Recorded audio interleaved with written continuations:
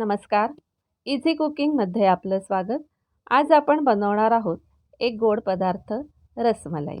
तर ही रसमलाई बनवण्यासाठी आपण इथे 1 लिटर गाईचं दूध घेतलेलं आहे आणि आता हे दूध आपल्याला मंद गॅसवर आटवून घ्यायचं आहे. तर या पद्धतीने आपल्याला हे आटवून घ्यायचं आहे. कलर चेंज होतो तोपर्यंत आणि गॅस मंदच ठेवायचा आहे आणि आपल्याला हे सतत हलवत राहायचं आहे, जेणेकरून ते खाली लागणार नाही. हे बघा, आपलं दूध बऱ्यापैकी कमी झालेलं आहे आणि बदामी रंगावर आलेलं आहे. यामध्ये ही वेलची पूड घालून घेतलेली आहे आणि आता हे केशर घातलेलं दूध घातलेलं आहे. थोड्याशा दुधामध्ये केशरच्या काड्या टाकल्या होत्या आणि ते दूध आपण इथे आता मिक्स केलेलं आहे. तुम्ही इथे फूड कलरसुद्धा वापरू शकतात. तर हे दूध आपलं बऱ्यापैकी आटलेलं आहे. तुम्ही बघू शकतात क्वांटिटी खूपच कमी झालेली आहे. म्हणजे आता आपली ही बासुंदी तशी रेडी आहे. तर त्यामध्ये आपण एक छोटी वाटी भरून साखर घालूया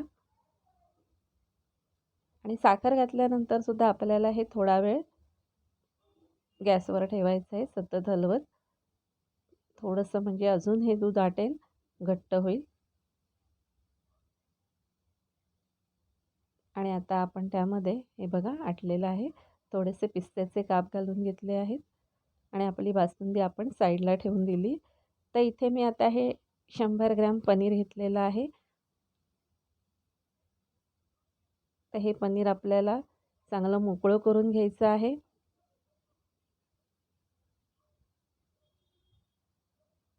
आणि त्यामध्ये मी आता हे 1 चमचा araroot पावडर घालून घेतलेली आहे. araroot पावडर घालून आपल्याला हे मळून घ्यायचं आहे.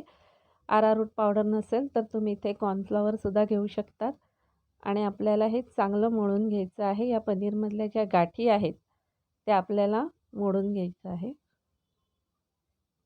ते साधारण 10 मिनटं आपल्याला हे मळायचं आहे. हे बघा, या पद्धतीने आपल्याला हे मळायचं हाताच्या तळव्याच्या साहाय्याने. तर इथे मी हे रेडीमेड पनीर वापरलेलं आहे, पण पनीर हे ताजं असलं पाहिजे, फ्रेश असलं पाहिजे. तुम्ही घरीसुद्धा पनीर बनवून वापरू शकतात. तर या पद्धतीने आता आपल्याला याचे छोटे छोटे पेढे करून घ्यायचे आहेत. गोल करून थोडंसं चपटा करायचा किंवा तुम्ही छोटे छोटे गोळेसुद्धा करू शकतात गोल गोल.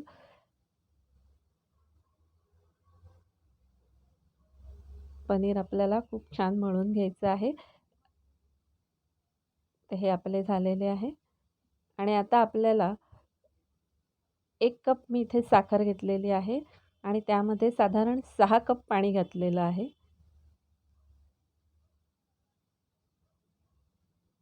तर 6 कप पाणी घालून आपल्याला हे मिश्रण पाणी चांगलं उकळून घ्यायचं आहे. इथे आपल्याला साखरेचा पाक नाही करायचा आहे, पण साखर पूर्ण विरघळली पाहिजे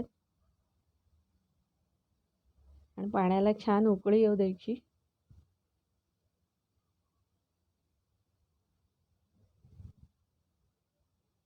हे बघा, पाणी छान उकळलेलं आहे. तर आता आपण हा एक पनीरचा जो पेढा केलेला आहे आपण तो यामध्ये घालून बघूया.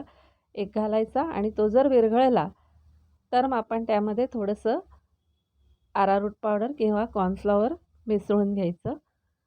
पण आता आपला हा काही विरघळलेला नाही आहे. आपण सर्व बॉल टाकून घेतलेले आहेत यामध्ये आणि एक साधारण आपल्याला हे 5 मिनटं मंद गॅसवर झाकण ठेवून द्यायचं आपण आणि त्यानंतर आपण आता हे काढून घेतलेले आहेत.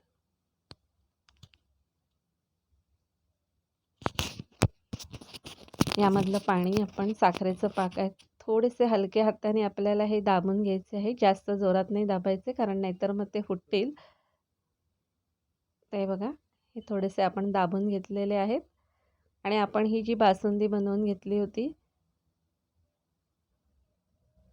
म्हणजेच ही रबडी, ती आपण यावर घालून घेऊया. याला रसमलाई म्हणतात.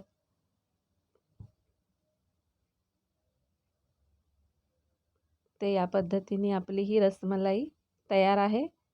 तुम्ही नक्की ट्राय करून बघा. आणि तुम्हाला जर ही रेसिपी आवडली तर तुम्ही या व्हिडिओला लाईक नक्की करा. आणि तुम्ही जर माझ्या चॅनलवर नवीन असाल तर चॅनलला सबस्क्राईब जरूर करा.